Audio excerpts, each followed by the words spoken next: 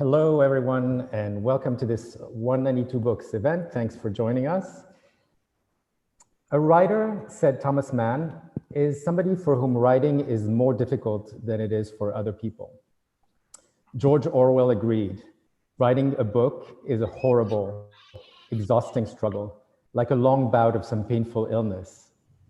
It is no wonder then that so many writers would develop symptomatic defense responses in the form of peculiar habits, obsessive compulsive rituals, or superstitious routines for the purpose of awakening or reviving the reluctant muse. It is said, for instance, that Anthony Trollope began his day promptly at 5:30 a.m. every morning and disciplined himself to write 250 words every 15 minutes, pacing himself with a watch. Lewis Carroll wrote standing up, while James Joyce did so in bed, lying down on his stomach. Maya Angelou could only work in a hotel or a motel room. John Cheever would put on a suit to commute to his basement, only to remove it and sit at his desk to write in his boxer shorts until it was time to put on the suit again and return upstairs.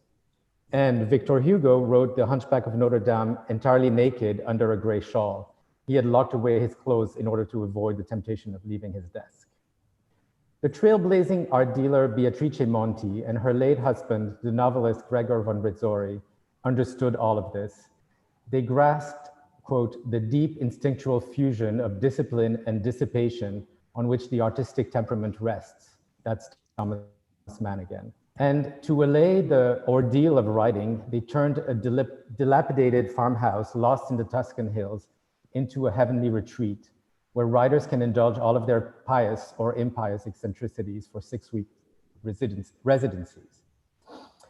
A tower in Tuscany is an ode to this corner of paradise called Santa Maddalena, sung by some of the lucky writers who visited it. You can glimpse some of it in the beautiful pictures by François Allard and move around and inside it in the company of Colm Tobin, Michael Cunningham, Edmund White, Michael Ondaatje, Deborah Eisenberg, Sadie Smith, or Gary Steingart, to name a few. Writer, picture yourself in a medieval quest narrative. Whisked along a rough, bumpy road, you leave the known world behind and penetrate deeper into the forest. You suddenly emerge into an idyllic courtyard teeming with impish bugs and are led into a magical interior with its alchemical combination of the rustic and the urbane, touches here and there of the Italian avant-garde mixing seamlessly with Armenian folk, terroir chic and global bric-a-brac. Holy grails from faraway countries pass around before your eyes. All of it a cacophony of stories waiting to be told. You'd be forgiven if, like the patron saint of the place, Saint Magdalene, you experienced some sort of apparition in the garden the next morning. But what was it? One of Tuscany's many ghost brides? Or just an errant pug? Or perhaps it was your next novel, fully formed and shimmering in the dappled sunlight, ripe for the plucking. Seize it, you have 6 weeks to make it yours. This evening, we're joined by two of the writers who have experienced the magic of Santa Maddalena and who are contributors to the book. Andrew Sean Greer is the best-selling author of 6 works of fiction, including The Confessions of Max Tivoli and the fantastic Less, for which he received the 2018 Pulitzer Prize for Fiction. And Elif Batuman burst onto the literary scene with her first novel, The Idiot, which was a finalist for a Pulitzer Prize in Fiction. She's also the author of The Possessed, a finalist for a National Book Critics Circle Award in Criticism. She's been a staff writer at The New Yorker since 2010. We're hugely grateful to the both of you for being here. So I will pass it over to Andrew, and I'll see you afterwards.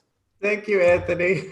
Thank you, that was beautiful. That was beautiful. And I think that captured really well the sense of writing there for the first time, because it's an invitation-only writer's residency, and usually you get an email from someone you've never heard of saying, please sign up for some dates. And so Elif, what was it like for you the first time you came? Oh yeah, it was super disorienting. What a crazy time. I also just remembered that I had vertigo the whole time. So like when the part about the bumpy roads, yeah, I was just in this low grade Thomas Mann style nausea for for weeks. But yeah, it was a really amazing opportunity. I had a contract to write a book that I was unable to write.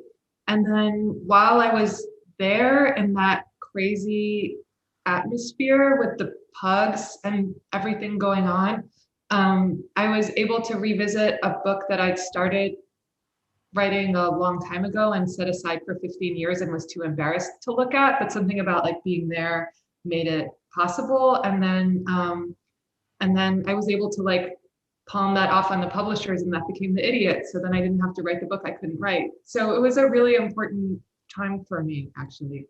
I don't think I really put that together. Elif and I were there. I didn't put that together either. So I was there for all this, but I didn't know that. I didn't know. I knew you had a struggle and a breakthrough, but you were quiet about it. Yeah, I wasn't sure it was a breakthrough because it felt sort of like a regression. And then I don't know, I just got more and more excited about it. And yeah, that's just how it ended up happening. This is how Elif and I met, was that Beatrice Monti della Corte, who's the president of Santa Maddalena Foundation, invited us both one summer in 2015. Summer 15. Summer 15, and we were there with a number of other writers, including Maza Mengisti, who might be watching right now. Maza. Dasha Dendrich. Who's probably not watching right now. Well, maybe she is. Could be. She's in the beyond. Who else was there? Michael Sejuko. Yeah.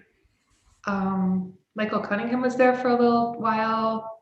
Who's the editor of this book? Yeah.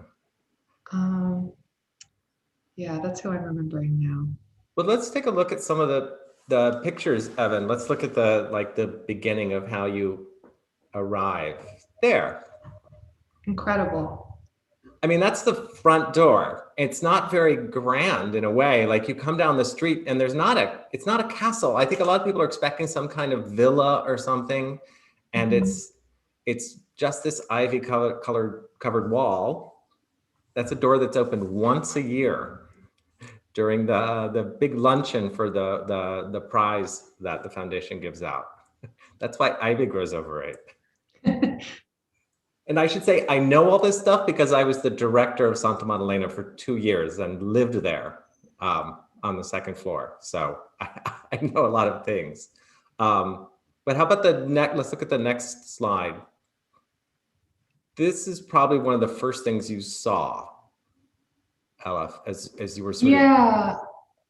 Yeah, so the room that I stayed would be that's when you come in the front door, and the room where I stayed was off to the left, and in front there's that library, and there's those frogs, and the giant book that everyone writes their comments in.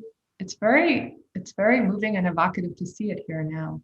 It's really, the last time I was there in the spring, because during I lived mostly in Milan, and with a lot of testing, Beatrice allowed me and my boyfriend to come down to stay. We quarantined for a week in the tower, and then we finally came into the main house, and it was the scent of this room with the freshly cut bamboo and the old books, and maybe that old book that brought back every single memory of when I first came, which it's a really specific place. It's true that I don't know what idea I had of it before I went there, but when I got there, it did not correspond to anything that I had expected. And I think the bamboo is like a key specific feature that you might not be expecting in Tuscany, but once you're there, it completely makes sense. Yeah, it's Manju, the caretaker, recuts it every few weeks and refills everything. And I wish I were smart enough to talk about the art, because this is also through not just 192 Books, but Paula Cooper Gallery. But I can't remember who made this piece. It has a matching piece on the other wall, which is Autumn Leaves. But I do know, Beatrice told me that the only art that's really been damaged was this piece that one artist stole a peach. How? Like with a razor? I think, yeah, or they somehow unscrewed it, or however it's attached. But she went back to the original, the gallery of the artist, and they recreated a peach for her. Oh, nice. Put back in. But that's, I think it gives you a sense of Santa Maddalena was always a place where I did my best writing, and I'm glad to hear you had a breakthrough there too. And I feel it has something to do with the kaleidoscope of personalities that go through there, including Pugs and Michael Cunningham, and writers like Dasha Dendrich, who are, from another part of the world and sometimes difficult, challenging. But also because she was a really famous gallerist, the art that she's collected is inspiring is a ridiculous word to use. It intrigues you. You're not in a bare nunnery with trying to describe something. And then, because when I describe things, I'm like, the room was, and I look around me because I'm so lazy. And Beatrice's world, there's always something to look at. There are those two frogs that are so tactile. They've got little pokey things on them, and the marble bust, and the peach thing, and the sort of, I guess, a Turkish lantern, and then beyond is the library, and like there's sort of they would clash because they're not matching, but they all belong to a certain aesthetic, which is Beatrice's. Yeah, it's really interesting. It doesn't correspond to any, like, I don't know. I don't have the vocabulary to talk about the art either, but it doesn't like correspond to any aesthetic that I know the name of. Like, it's so eclectic, but it just feels like if you imagined all that stuff together, it would look random and disorienting. And instead it looks kind of perfect, but also disorienting in a way that I think is also very productive. Like I just felt like I was outside of context in this place that had been made with this very particular vision that I didn't really understand. And for a while I was kind of trying to understand it, and then I was just like, I'm not going to. And that was a good feeling too, to just be like, I'm just going to be in this vision. And well, let's go on to the next slide, Evan, which is this is the room you worked in, right? And yeah, that is the room I worked in and slept in. Yeah. Wow, it's incredible to see it. So that was known as the Turkish room. And that lady with the tray actually looks a lot like my paternal aunt, Gönül, when she was younger. So I immediately felt sort of at home there. And then there's the painting that you can't really see. Oh, can I show that in the book? I marked this page. And I think a lot of the book is not full of pictures of writers, it's pictures of the rooms, which is why it's so interesting to hear from the writers. What they write about is what was special about each room and what made it kind of, what caught their eye, because when you're in a room for 6 weeks working on a novel, you try to do anything but work on the novel. So you look at all the other stuff. What is the painting? I don't know. Can people see it? It's this guy having his feet beaten. Oh yes, yeah. Bring it up closer. Sorry? Can you get it closer? I can't actually see the camera. That's good. We got it, I think. We got it? Okay. So I don't know, I was looking back at what I wrote in this book, and I realized that as I was writing it, I don't quite know the right way to talk about this, but because it's like a hugely taboo subject in Turkey, and I didn't grow up in Turkey, but I grew up here, and there was just so much tension around the subject of the Armenian genocide. And so when I heard this was the Turkish room, I was like, well, like what exactly is going to be in the Turkish room? And the first thing I saw was this image of this guy kind of being sort of tortured. And I didn't really know what to make of it. And I mentioned it to Beatrice, and she was like, I love that picture because everyone is having a very good time, including the one who's having his feet beaten. And when you look at it with that in mind, that is a very persuasive interpretation. Yeah, it was just a picture with a lot to look at and a lot to think about, that I guess I did find quite productive. There's a odalisque there. It was very moving to have, because when Beatrice says Turkish, she's thinking about, the Istanbul or the Constantinople where her mother lived until the 20s. So she's really thinking of this more, not Armenian, more Ottoman, more cosmopolitan. And she talks about the Levant. And there was just something so intoxicating to me about the specificity and the cosmopolitanness and this particular aesthetic that she had, like in that white room. It was just like, it felt like it didn't correspond to any of the national aesthetics that I felt like I understood or was familiar with. And there was something really intoxicating about that, about being somewhere that, and yet it was so historically specific. Like there's, they're not quite in this, you can kind of see all the way on the right, there's like a chart of all the different Ottoman sultans, some of whom were friends with Beatrice's relatives, who were bankers, and one of her grandfather was really close with one of the sultans.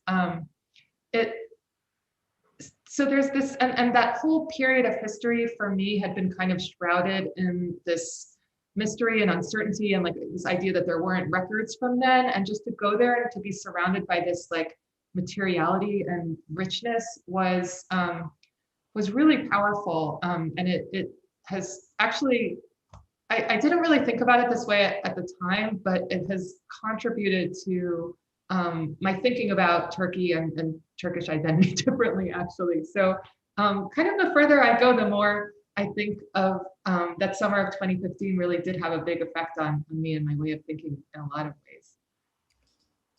Well, okay, let's look at the next picture, but let's keep. Oh yeah, here this is the living room where we spent many hours sitting and drinking wine.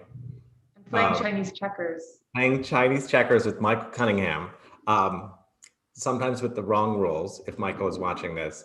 And this art is by Castellani, and you can't quite tell, but I think it's dowels underneath the canvas that create these patterns in the white canvas itself, and he made them just for this room. And it's got the low, she would say this is the Levant too, the sort of low lounging way of sitting, as opposed to like a stiff British, probably what I'm sitting in right now. And for me, this is where I spent so many hours playing Chinese checkers, and with like so many other writers from around the world. With us, everyone spoke English in our group, but I have been there in groups where no one spoke English, or very little, certainly French, which is not my best language. And once with a Syrian writer, Khaled Hosseini, Khaled Khalifa, and who made his way through English, but he spoke Arabic, and now I'm forgetting who came and had a long talk with him. Now I'm just breaking out, but like writers would pass through who did speak Arabic, like it was amazing, this sort of world that I was sitting in. And it made me, I remember my first time, it was a way, this is very typical of an American, to realize that there is more to literature than American and British literature. And the few things I'd read in translation, that I was woefully ignorant about, not just literature, but art, and history, and table manners. Oh yeah, me too. I have found out I had a lot more to learn than I thought in all of those areas. Yes. Because there was, we did have to look nice for dinner. Yeah, I had some issues with how I ate spaghetti, like a lot of people. What were you, with the spoon? I didn't use a spoon. I can't remember what exactly. Knife. What was the problem? Yeah, I used a knife. I used a knife to help with the spaghetti. Oh yeah, I used a knife sometimes, and where Beatrice said that it's more correct to use bread to push things around on your plate instead of with your left hand, you use the bread. Yeah, which is really practical and delicious, and yeah, you can't just turn and stab someone, so it seems more less antisocial than always clutching a knife. Let's look at the next one, the library. Oh yeah. Did you use this at all? Was it useful, or was it mostly just lovely to look at? It was lovely to look at. I looked at a couple of books. It was nice because what you said about the languages was really true. It was like if you just sit there long enough, someone's going to come in speaking whatever language you were thinking of hearing. And then it was nice that I learned about a lot of writers who I didn't necessarily know before. And it was just great that everyone's book was there, so you could go and visit them. And then all of those all of the press coverage and the interviews of everyone being on that table. Also, it somehow gave me a really good feeling that I don't necessarily have when I think about like book publicity and interviews and stuff. I don't know, it just created some feeling of community that was exciting to see. Yeah, because I don't want people to get the impression that this is some kind of club that we got admission to for clubby reasons. Although it was, I think, the main way that I met a lot of my friends in the writing world is like you, through this place. But that it's like Beatrice's work as a gallerist, that she chose writers from, she did not want all English-speaking writers. She wanted, I think, like any dinner party, there needs to be someone who causes a little friction. You can't just have friends there or it's no good. So she would bring someone who didn't speak any English, you know, or someone a totally different age from everyone else, to create some kind of, you know, interaction. I know that Michael Cunningham was there with, I'm going to get it all wrong, Hungarian writer, and they did not share a language, but they became best friends through, I'm going to assume, wine. Sounds right. Checks out. Story checks out. And which was definitely allowed, drinking, you know? For sure. I remember I wrote some of the instructions for the writers, and they were Beatrice's words. They were, while we hope the table is well arrayed, we cannot provide endless ammunition. So feel free to buy your own on one of our weekly. How delicately you put it. That was her words of endless ammunition. That's great. Yeah. Let's see the next photo. Oh, it's adorable. Beatrice Monti della Corte. With Rosina. With Rosina. What a fantastic picture. Yeah. Rosina is still around. She's not wearing the diapers I tried to buy for her. Oh, good try. That was a good idea. And this is the studio of Gregor von Ritzori, her late husband. And it therefore became my studio when I worked there.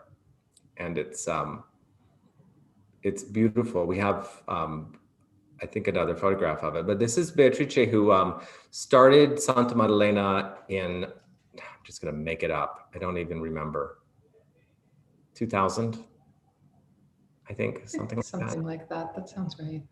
And I think Anita Desai was the first writer she invited, with Kieran Desai. And it's been interesting to see. It's kept going even through the pandemic in its own way, with Italian writers, so that no one had to travel from outside. And I think she's accepting her first foreign people for the fall, something like that. Oh, how exciting. Yeah.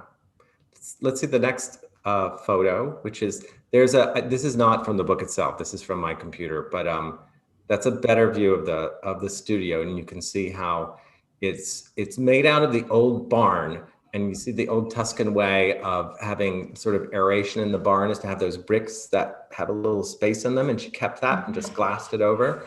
And then the front view is the view out on, there's a valley. And beyond that, there's, you can see two castles. And one looks like a sort of mantle clock, is the Castle San Mazzano. Did we ever walk there? Like Oh yeah. Was that the Folly? The Folly, yeah. I did go to the Folly. I don't know if you and I went to the Folly at the exact same time. And yeah. Did you go in?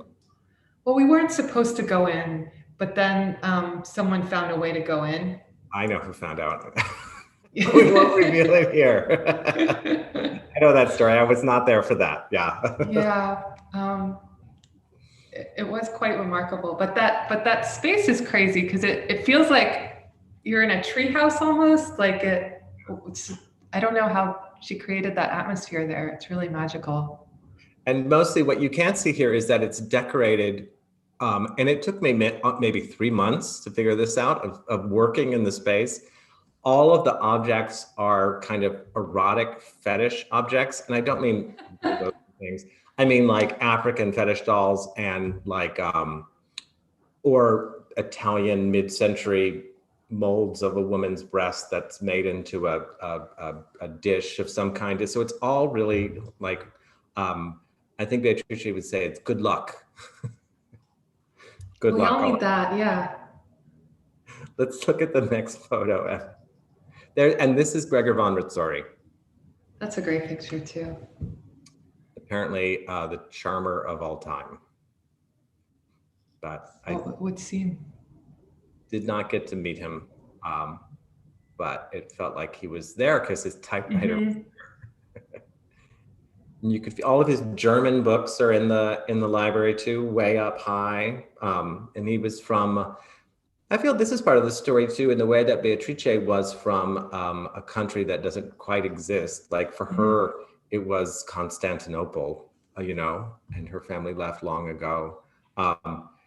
That he was from Czernowitz, which was, you know, in the Austro-Hungarian Empire and now is, I think, in part of the Ukraine. You know, he was a man without papers for a long time because his country had vanished in this period.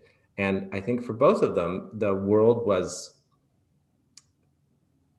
they were not nationalists, I would say, you know, like they were global people because they were slightly also uprooted in that mid-century time.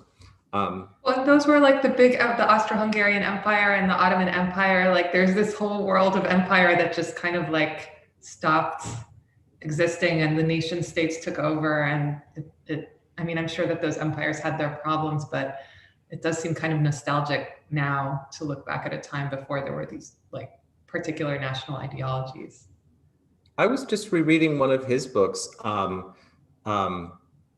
The Memoirs of an Anti-Semite, which sounds like a scary book to read, which is an excellent book. I think it's what made him famous in the United States. And there's he talks about a memory of that time in empire when, in fact, the empire encouraged different people from different backgrounds to intermingle. I mean, it helped the empire for everyone to feel like they were part of the empire. So it was cosmopolitan for a political purpose, but it served a peacekeeping purpose that people were used to living, you know, next to each other. Yeah, totally. How's Santa Maddalena like? How's Santa Maddalena like? Evan, let's look at the next one. This is the courtyard that Anthony talked about at the beginning. It doesn't have any dogs in it. So that's the weirdest thing. Like even looking at that sofa before, the Levantine sofa without a dog on it looked a little bit odd. Well, so you were attached to one particular dog, I think. I was. I have her picture here too. Jamaica, who I think forms these attachments with some regularity and can reattach them. He has a heart too soon made glad. Which I think is a wonderful characteristic. Yeah. But yeah, I spent so much time with Jamaica. She would like sit in the room and we would go on walks, and yeah, I get nostalgic just looking at her. Would she and who was half pug. Who would believe that she was half pug? Yeah. Another cosmopolitan imperial kind of dog. Yeah, her mother was Carlotta, who was a very ancient pug when she arrived, and is she still with us? She is not with us any longer, but she lived to be 18 years old. Oh, wow. What a nice life for Carlotta. She ended her life actually in a doctor's care for the past year. He took her away, but she lived for a while, like in a sort of crevice, they were slightly off of this, like in a sort of siren's cave. She liked to be alone, and she would sing and sing and sing, and it would echo. And we liked it. Siren-like. I never thought of it that way. She was reciting Baudelaire, is what we like to say. Let's look at the next slide. The pool. We were there in summer, right? Partially. We were there in the summer, yeah. And you were a disciplined swimmer, and I got to avail myself of your discipline by trying to make myself swim like you did for half an hour, which I appreciated. Not anymore, but it was part of the, I mean, I think a lot of this will look like incredible privilege and luxury to people watching, which it definitely is, but it was given to writers so that they could have a little luxury for a little while, you know, because most writers really never have any. And something like a pool, I think when you first get there, you think, I don't need a pool. All I need is a room. And then you realize you needed a pool all of this time. It does get hot. And then lunch is down in the summer, is down by the pool. We have the next picture, I think, is the pool house. Yeah, this was where we'd have lunch every day in the summer. Also set up for lounging. So much organized lounging, and such a like timely schedule with the meals at the same time, which I hadn't really done since I was in school, but it just feels like it's, again, some nostalgia for some period that I never actually lived through, but that felt very sort of productive to be in. Well, it was, I mean, and also I think for an American, the timing can seem odd because it was breakfast, you're on your own, mm-hmm. lunch 1:30, dinner 8:30. Yeah, there was some rough hours for me in there where I was like squirreling different. Well, you lived vegetables in my room. You could always sneak in and get like a biscuit or something. Yeah, I definitely did a lot of sneaking and getting biscuits. Yeah, I did too. And what I don't have a picture of here is the title of this is The Tower in Tuscany, My Writers and Other Animals. And I don't have a picture of the actual tower, which is, but maybe you do, which is a medieval tower that was on. Like, here's the tower, right? There it is, yeah. It was not in the original property that Beatrice and Grisha bought. It was right next door. People were living in it, but it was a signal tower, like they would, like in Lord of the Rings, where they'd strike a fire on that hill, and the next hill they strike another fire to signal invaders of some kind. Oh my gosh, I don't think I knew that. That's what it was. So it wasn't really a very tall or functional place. It was just supposed to be tall enough to light a fire. And she added on to it, and she added on this external staircase made out of wood, which is like a medieval idea. And the architect Zanuzzo's idea was to add, rather than have a staircase inside that would take up room inside the tower, it goes outside. And that's a treasured place for writers to stay. Oh yeah, totally. And to hang out.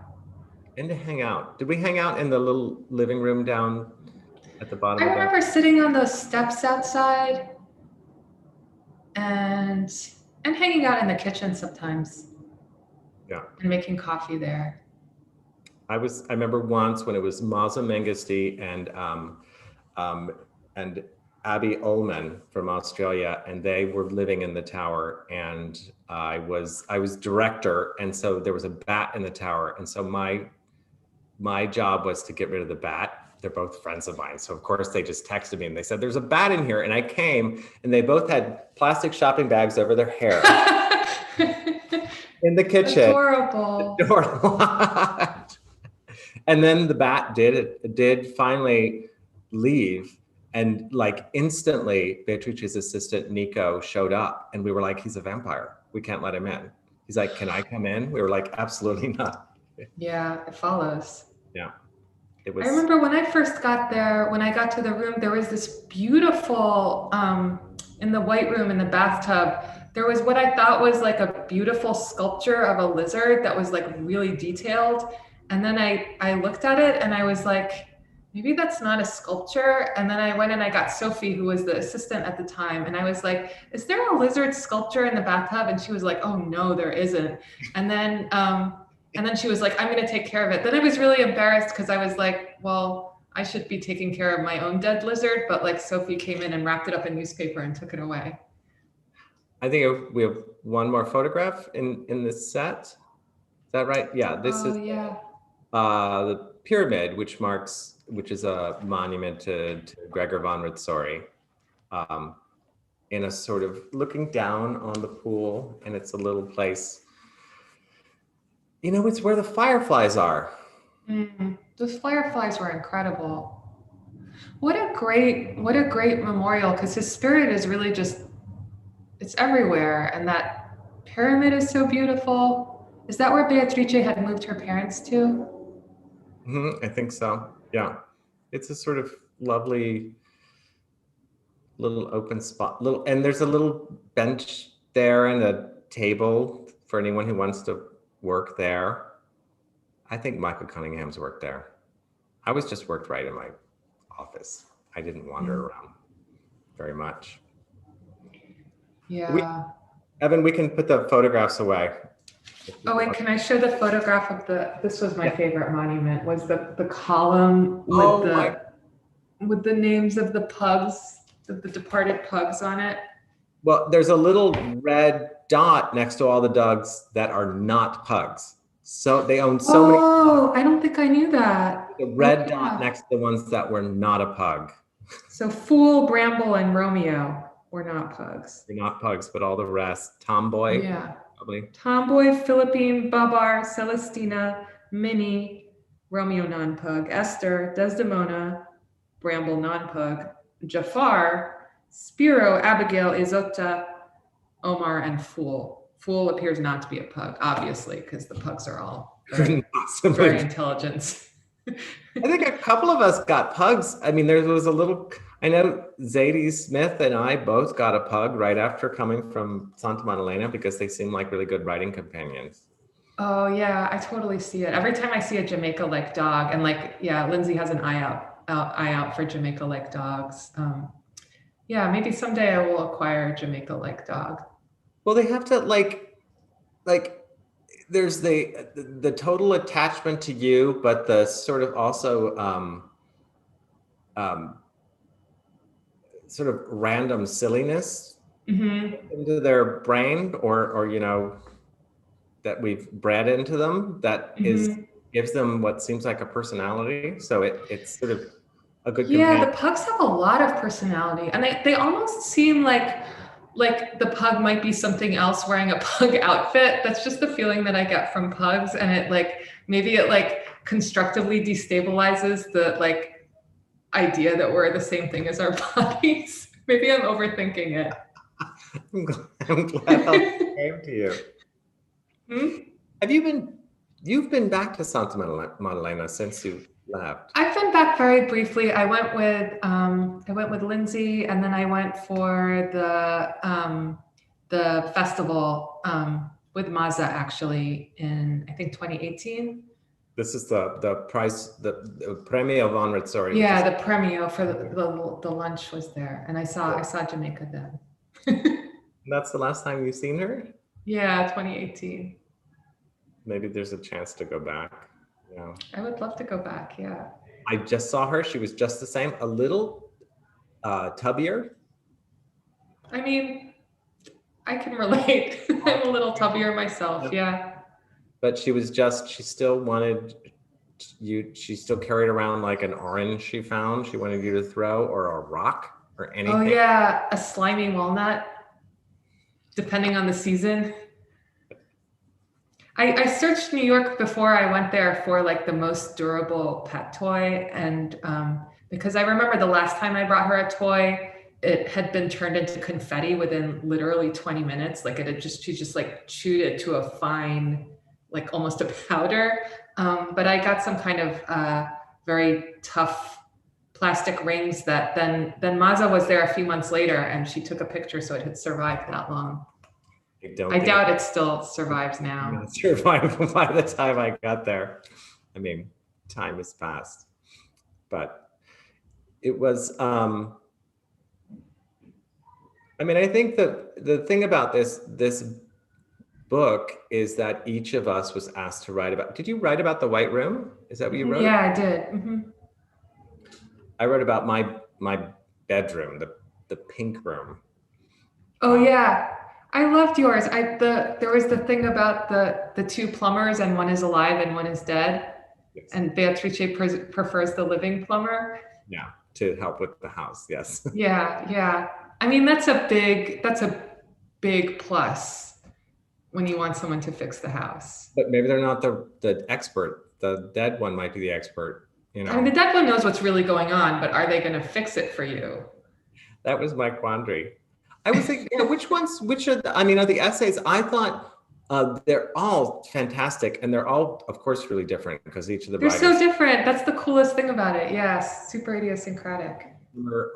Some are drawings and some are, I liked a lot. I thought the ones that captured the experience of being there really well were Debbie Eisenberg's, which is very funny about her and Beatrice being alone and not either of them knowing how to cook, waiting for days.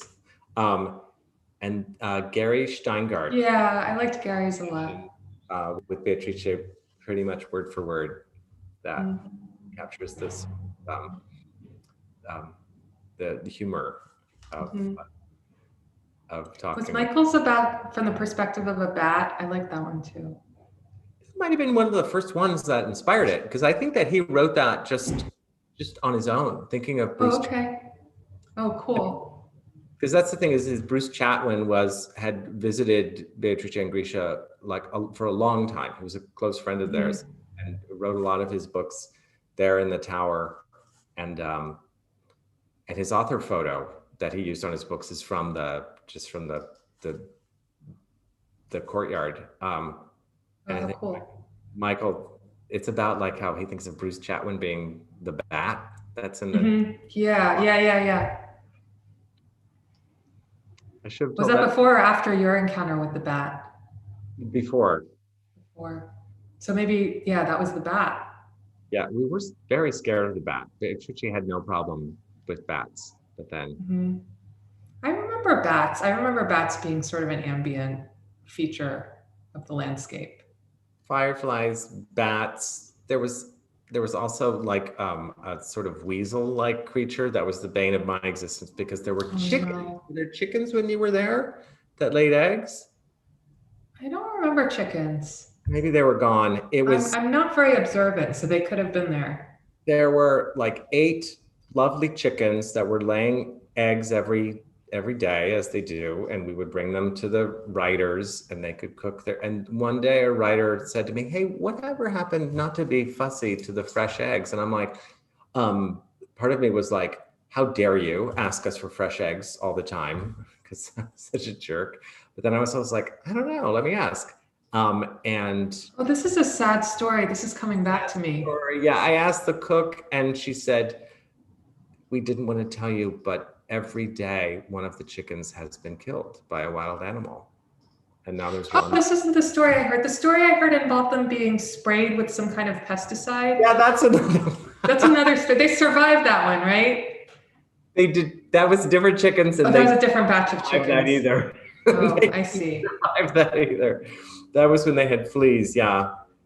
They'd been like affixed somehow to some surface and then sprayed. They were fixed to that was one of the workers' ideas of a solution to their fleas, and they didn't survive that. But they also didn't survive. There was one chicken left, and I very carefully I opened her door at dawn, and at dusk I closed the door. And then like once I went away for the weekend and I didn't realize I didn't tell anyone they needed to take care of her. La Solitaria, we called her. Oh, She was gone, eaten by a hyena, wow. a stone marten. And then that was the end of chickens at Santa Oh, Monica. that's what the stone marten is. Yeah. Things I didn't know. I mean, Yeah, the circle of life. yeah. Hakuna Matata.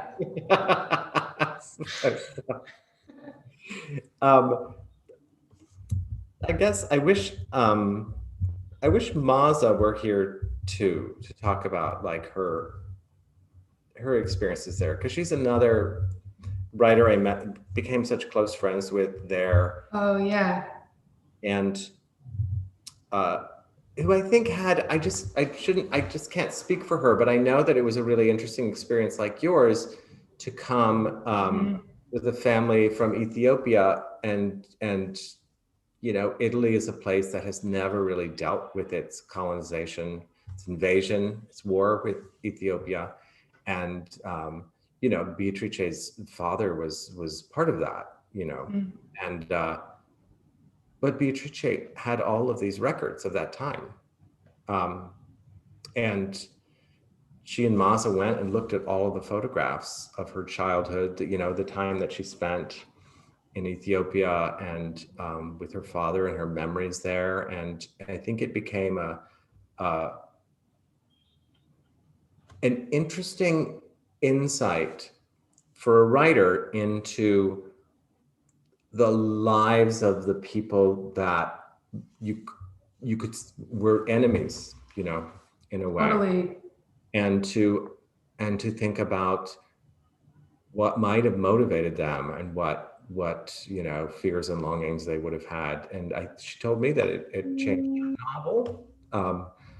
Yeah, now that you mention it, I'd forgotten about that. It's so funny. Now I'm remembering I had a fellowship at the New York Public Library, that one where you go there every day, and they kept talking about the collection and how everyone's going to use the collection. But it's really like Santa Maddalena was like a collection, and everyone was using it in a different way. And I do remember Maza, she was working on the Shadow King, and she was looking for some specific picture. And I remember her prowling around the house, like looking at all the portraits to see if she could find this one particular picture. Find it? I don't think she did. But she's a good, she goes through archives. She's very diligent. Yeah, she is. I think that's what I think I realized too, is I also, it was funny being director and stepping away for a second and trying to help. What was that like? I mean, it was seeing what I had gotten out of it, and then trying to see whether I could help them, because I think there is a resistance. Some writers who come don't want to be there, because it is a little more chaotic than some American residencies, where you're in a cabin by yourself and they bring you food, and it's very Puritan. It's, there were, I'm sure outside your room, workers yelling, arguing about what to do with the bamboo, or like there would be. Oh yeah, the bamboo was a source of activity. Yes. Yeah, a lot of activity that was disruptive, but also it is material. Like if you look at it that way, and that you could see the house and the writers who had been there, and Beatrice herself as a way to touch on a lot of different worlds that, if you're curious enough, can open up to you. The world of the Ottoman Empire, or the world of abstract expressionism in the 1960s, 70s, and 1980s. I have this very clear memory of you saying like how incredible it was that anyone that you mentioned from the whole 20th century Beatrice had some connection to. And you were like, I'm sure if we think of any random person, like Harpo Marx, and then we asked her about Harpo Marx, and she didn't have a story about Harpo Marx, but it did lead to some really interesting random story that now I can't remember. Probably. I mean, like, I think I didn't realize that she had, of course, she was an important gallerist. So she knew important collectors like Henry Fonda. His wife was a big collector, and Charles Lawton. And that once she flew out to Los Angeles, and Henry Fonda couldn't meet her, so Jimmy Stewart picked her up from the airport. And then And you try to be like, did you ever meet David Bowie? And she'd be like, oh, David Bowie, him, Harrison Ford, Timothy Leary, high on acid, wandering around the East Village. You realize Dolly's mustache used to tickle my ear. particular ear, like at her wedding, that it was Marlene Dietrich was there, that there's a The Romanovs were around.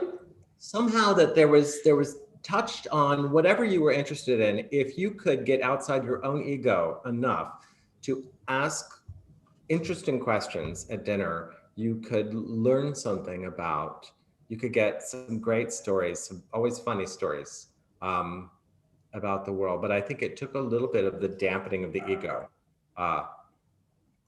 It was also a lot for me. Like I almost couldn't retain all of it. Like there was just so much material that was like, I just felt like I was not, I don't know. It was like I had all of these Christmas ornaments and like no tree, and like I'm trying to like hold them, and yeah. Imagine, I mean, I was trying to do it all in Italian at a certain point. Oh my God, I was trying to learn Italian too. And full time. Because Paula Cooper Gallery is a sponsor of this, that I met Paula Cooper there at Santa Maddalena. Oh, how cool. Probably, I don't know, 2009 or something. And I knew nothing about her. I just knew that she was Beatrice's friend Paula, and we went to Arezzo together and to the street fair, and I bought some lamps, and we went to see the Piero della Francesca frescoes in the church. Oh my gosh. Yeah. And all I remember about it was, what I remember is that we all felt very childlike in this place, and that Paula and I became friends because of, I think, that shared feeling of curiosity and discovery somehow. And I think that's what I also felt with other writers who we're all very serious in our formal lecture settings. But very few of us are serious when you get us alone. Yeah, so much life. I don't know. I feel like I'm always kind of trying to keep things away so I can so you can like study them and figure out what they are and write them and describe them. And then you're in a place where you're like not really able to do that. And it does feel really useful and important that there's a place that happens. Yeah, even the last time I was there, I was there during the pandemic, and I thought, well, there's no way, this will be a useful time to write. But of course it was. It was great. It was fascinating. Also because I started to, living in Italy, I started to know a lot of the important artistic personalities in Italy, and I could ask her about those, which no one asks her about. Oh, that's so nice. Yeah. Writers don't really come there until very recently. And so the world of art and design and her gallery, Ariete in Milano, the writers don't know anything about. And it was great to hear about that too. How cool. So are you still the director? No, I'm not. I had to leave and writing. Yeah, it sounded like a full-time job. Well, it was. I mean, it's surprising how much effort it takes to keep writers writing. Totally, yeah. I mean, I think that's what I realized, that when writers would cause trouble, whatever that would be, it could just be that they would complain about the cold in the tower, which was definitely true. That I learned that it's because they weren't writing. If they were like, I want to go visit another city, I was like, it's because they're not writing. And I would try to find a way to get them into writing again, which always meant like, God, you're a shrink all of a sudden. Yeah, getting them books or getting them at dinner to get the conversation to come around to something that would be on their topic, and they could. Oh, that's so nice of you. I mean, just do something completely preposterous. They're gonna have to put. Yeah, I mean, this was before my time, but there was one writer who she was never happy, And then Beatrice figured out that what she wanted to go see was to visit the drugstore in Rignano Salerno. She found magical. So every time she was in a bad mood, the assistant would drive her to the drugstore and she would wander around. And, Italian drugstores are kind of partially very practical, like there's a doctor there and a pharmacist. And then there's the sort of what would be illegal in America, fantasy of skin products that promise things that are not true. And so they are kind of fun. Yeah. I really like that supermarket. I remember being alarmed by the part about buying wine and then going to that supermarket and they had all of that amazing wine for like €3. At least to me, it was amazing. It's a shock. I mean, once you realize what wine is supposed to cost, it's very hard to pay. Oh yeah. And then, I remember all the fantasies that everyone had about buying somewhere down the road and living there, but it wouldn't be the same. They go on and on. There is still a place down the road we could all buy together. Yeah. Oh, yeah, we have to do it. Yeah. Just a few years ago, Hisham Matar, we went and took a tour of a local place, because it's very tempting, the idea of tour with Emmanuel Carrere. We went to that hamlet. I don't think I was there for that. You were there with it was like a whole little village that had been, but like a borghetto or something, or a borghetta, and like you had to buy the whole thing. So it was like, yeah, that's still for sale. Oh, okay. Well, maybe the price went down a little bit. Yeah. It comes with no land, but a lot of little buildings. A ton of little buildings. Yeah. We need land. And I think that's still like, even in quarantine, it feels like a little bit of a fantasy to live in a place that is in the country, but that there are other artists around you, so that if you were done with solitude, you could gather, have a glass of wine and revel a little bit and then return to your solitude. I think it still feels like. And then if you're not doing that, if you're like locked up and suffering, that someone else is locked up and suffering relatively nearby, and that can be a source of comfort. That is true. That's my hobby. That's my thing. Well, I guess we should wrap up our comments about A Tower in Tuscany. What an amazing place, and what a great book. What great work by the photographer and Michael for editing it, and you for all the work that you did. I didn't do anything. It was Michael, as you know from emails, that was getting everyone to get their work in. And Francois Allard is the photographer, and he came multiple times to take pictures. And Beatrice is the one who laid it all out, because as Beatrice, former editor for Vanity Fair, she knows how to put it on page. That's something else she was. Yeah.